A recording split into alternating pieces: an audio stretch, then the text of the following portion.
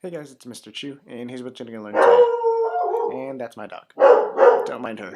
By the end of this video, you should be able to find the common ratio of a geometric sequence. And so for the first example, we have the sequence, -3, 15, -75, 375, and so forth. To find the common ratio, we need to figure out what are we multiplying each previous term by to get the next one. And one way that we can determine that is by dividing two consecutive terms. So what I mean is, if we divide 15 by -3, we wind up getting -5. If we divide -75 by 15, we wind up getting -5. If we divide 375 by -75, we wind up getting -5. So that means that our common ratio r is equal to -5. Now we're given two non-consecutive terms. We're given the sixth term, which is 96, and the third term, which is 12. What we'd like to do is actually set up two explicit equations. We're going to set one up for the third term, which is 12, and then one for the sixth term, which is 96.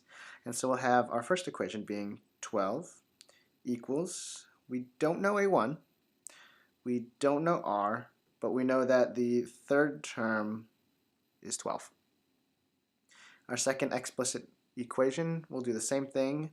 We'll set 96 equal to, we don't know first term, we don't know r, but we know that this is the sixth term. What we're going to do is use a little bit of algebra 1, and we can use a substitution. So we're going to solve our first equation for a1, and I'm going to simplify here. You get a1 r squared.